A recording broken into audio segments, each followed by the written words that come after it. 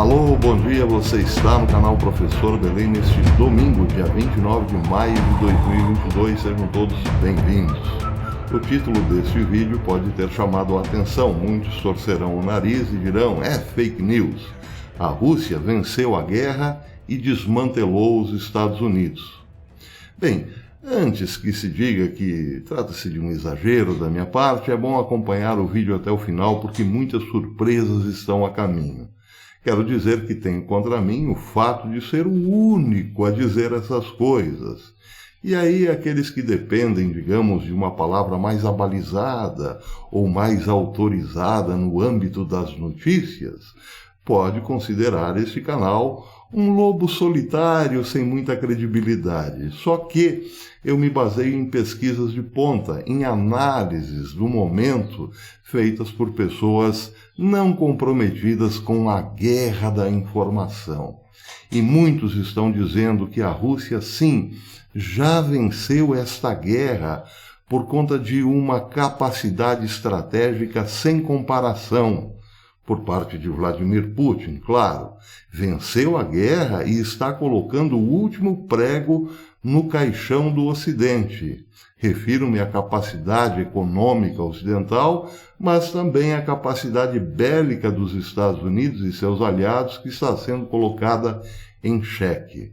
Não estou dizendo que amanhã, segunda-feira, alguém dirá oficialmente que a Rússia venceu a guerra.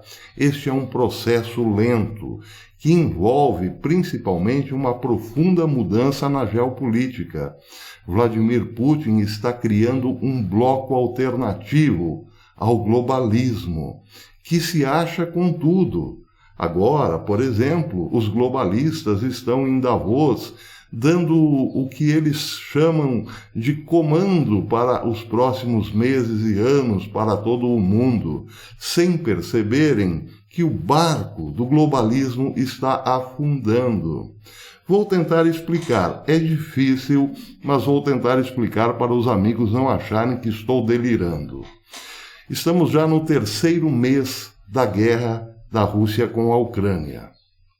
Sim, são 90 dias de guerra que está apenas começando. Henry Kissinger disse em Davos esta semana, Henry Kissinger, o velho secretário de Estado norte-americano, que escreveu parte da história do século XX, disse, ou melhor, deu um conselho a Vladimir Zelensky, o Volodymyr Zelensky, entregar uma parte da Ucrânia para a Rússia, pelo menos entregando alguns anéis, salvar-se-iam os dedos. Ele não disse nesses termos, mas depreende-se exatamente isso. Olha, acabe com isso, essa guerra está perdida, dê para a Rússia o que ela julga seu e vamos nos, digamos assim, realinharmos aqui no Ocidente, retraçar os planos de como responderemos à Rússia nos próximos anos. Claro que isso foi apenas uma declaração pro forma, porque o próprio Henry Kissinger sabe que Zelensky não lhe dará a menor atenção, nem os alucinados neocons do governo norte-americano darão ouvidos a Henry Kissinger. Eles querem os Estados Unidos cada vez mais envolvidos em guerra, aquecendo cada vez mais o mercado das armas, porque a Ucrânia tem sido um ralo sem fim, um poço sem fundo para o aquecimento do mercado armamentístico norte-americano e ocidental. Mas também querem que os Estados Unidos entrem num conflito com a China. São loucos, evidentemente. Levarão mais cedo ou mais tarde o mundo a uma guerra nuclear. Mas parece que na cabeça dos neocons, perdido por perdido, então não custa destruir tudo. É como dizer, bem, o que é um pum para quem está literalmente defecado? Não é bem assim, mas dá para se entender. O que é um punzinho para quem está, né? Não é mesmo? Pois é. É assim que os loucos pensam hoje a política internacional. Só que do outro lado, Vladimir Putin não é louco, é um gênio. E o fato de estar já no 90º dia de guerra faz com que o Ocidente fique cada vez mais pobre, endividado e sem capacidade para resistir por muito tempo, já que, em boa medida, depende dos recursos energéticos da própria Rússia, que cortou o fornecimento dos seus ativos energéticos, a não ser que esses fossem pagos em rublo. Foi uma grande sacada, mas vou explicar de modo ainda mais simples. Se Vladimir Putin tivesse vencido a guerra em 2 semanas, e é possível, sim, que a Rússia tivesse essa capacidade, o que aconteceria com o Ocidente? Bem, ele recuaria para rever os seus conceitos. Só que em 2 semanas o Ocidente não teria gasto fortunas, bilhões e mais bilhões com a Ucrânia. Estaria com os seus cofres ainda preservados. Não foi o caso. Quanto mais a guerra se prolongou, mais os Estados Unidos endividaram-se, mandando dinheiro para a Ucrânia. Mais imprimiram dólares, mais armas compraram e mais dólares foram enviados para a Ucrânia. Uma conta simples de se fazer. Não foram só 40 bilhões. Analistas dizem que os Estados Unidos já mandaram algo em torno de 1 trilhão para a Ucrânia, e isso só aumentará. Na medida em que a guerra continuar, a dívida norte-americana aumentará. E nós estamos falando de um país que já era o maior devedor global. A dívida dos Estados Unidos era imensa antes da guerra, e agora é imensa ao quadrado. E Vladimir Putin sabia disso. Quanto mais demorassem os seus tanques na Ucrânia, mais os Estados Unidos imprimiriam dinheiro, contribuindo assim para uma falência econômica logo ali, no dobrar da esquina, que acontecerá, inevitavelmente acontecerá. Analistas dizem que os Estados Unidos levarão mais de 40 anos para se recuperar economicamente desta aventura que começou não na guerra da Ucrânia, mas na pandemia. Lembram dela? Pois é. Então, uma estratégia para manter as tropas, uma das estratégias para manter a lentidão das tropas russas dentro da Ucrânia era essa: fazer com que os Estados Unidos se empenhasse economicamente cada vez mais numa guerra perdida. Outro ponto também que levou Vladimir Putin a desacelerar em relação à Ucrânia é o fato de que poderia abrir novos mercados para os seus produtos. E aconteceu de fato. Hoje a Rússia fala num novo bloco, que inclui não apenas Brasil, Índia, China, mas também a Turquia, e já está falando abertamente que este bloco negociará os ativos russos em rublo, em ienes, por exemplo, ou yuans, por exemplo, se assim quiserem, mas também em bitcoins. Lembram? No ano passado, em 2021, Vladimir Putin disse que a Rússia não faria negócios em bitcoins, mas as coisas mudaram. Eu tenho aqui um convite para a Semana de Energia da Rússia. Foi publicado pela Roscongress Building Trust, uma instituição de desenvolvimento não financeiro de cunho social e grande organização de convenções nacionais e internacionais, exposições e eventos empresariais públicos, juvenis, esportivos e culturais, etc., etc. Bem, esta mesma organização fazia o seguinte convite: em 2021, o Fórum Internacional da Semana de Energia Russa acontecerá no Manasvi Central Exhibition Hall em Moscou, em 2021, entre os dias 13 e 15 de outubro. Dizia o convite: o fórum está sendo realizado para demonstrar as perspectivas da indústria russa de combustível e energia e liberar o potencial de cooperação internacional em energia.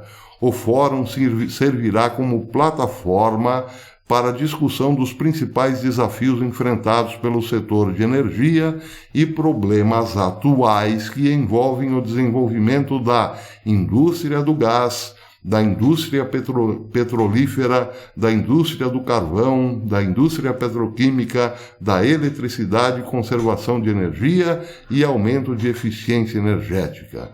Pois bem, nesse encontro, no dia 13, depois da abertura, Vladimir Putin disse textualmente o seguinte: a Rússia não trabalhará com criptomoedas. Ele estava naquele momento pensando apenas no rublo, porque se tivesse que no futuro invadir a Ucrânia, saberia, claro, que o mundo se voltaria contra ele, faria uma sanção internacional contra a Rússia, portanto essa já se preparava para estocar os próprios rublos e ver os seus ativos sendo negociados em rublos. Só que hoje, como disse, a história mudou. Vejam, por exemplo, o que publicou o site Zero Hedge hoje. No final de março, o presidente do Comitê de Energia do Congresso da Rússia, Pavel Zavalny, disse em uma entrevista coletiva que a Rússia estava aberta a aceitar Bitcoin para suas exportações de recursos naturais. Ele disse, abre aspas, quando se trata de países amigáveis a nós, a Rússia, como China ou Turquia, que não nos pressionam, oferecemos a eles já há algum tempo a troca de pagamento para moedas nacionais como rublos e yuans. Com a Turquia pode ser lira e rublos, mas pode haver também uma variedade de outras moedas, e essa é uma prática padrão. Se eles quiserem, disse Pavel, poderão também negociar com Bitcoin. Vamos negociar com Bitcoins. Disse mais, disse que a ideia de usar moedas digitais em transação para acordos internacionais está sendo ativamente discutida. Foi também o que disse o chefe do Departamento de Política Financeira do Ministério das Finanças da Rússia, o senhor Ivan Chebeskov. Bem, o Zero Hedge diz o seguinte, o Ministério das Finanças da Rússia está discutindo adicionar a mais recente proposta sobre pagamentos internacionais a uma visão atualizada de um projeto de lei e que permitirá a criptomoeda como meio de liquidação para comércio internacional, ajudando a combater o impacto das sanções ocidentais, que viram o acesso da Rússia a mecanismos tradicionais de pagamento transfronteiriço limitado, como foi o caso da exclusão da Rússia do SWIFT. Portanto, então, o Bitcoin entraria no lugar do SWIFT. A abertura da Rússia, termina o Zero Hedge dizendo, para aceitar Bitcoins, mudará a maré, já que Putin havia descartado essa possibilidade no passado.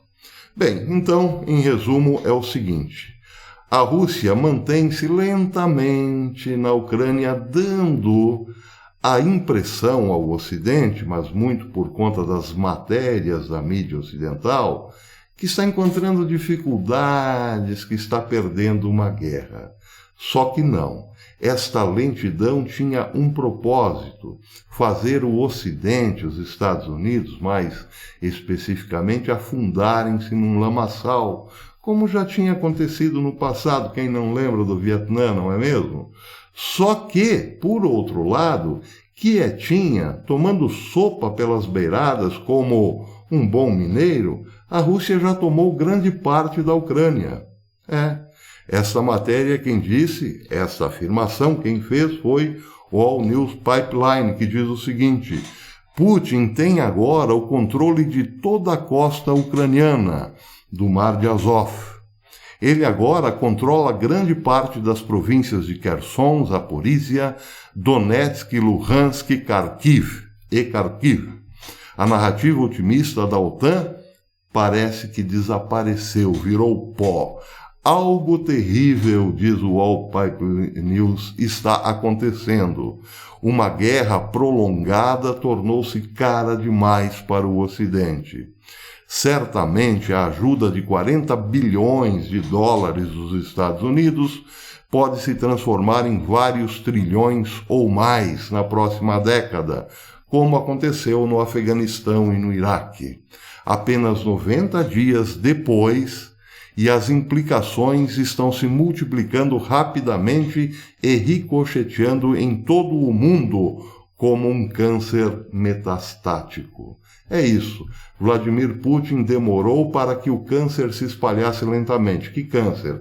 O câncer da hiperinflação, o câncer da falta de alimentos no Ocidente, porque esse foi pego de calças curtas, da falta de energia e assim por diante. Tanto é que já tem feito a Alemanha a extrair carvão de suas florestas ainda preservadas, ou florestas históricas, e aventurar-se no Senegal, como eu tenho dito, como um bom país colonizador, atrás dos recursos energéticos dos senegaleses.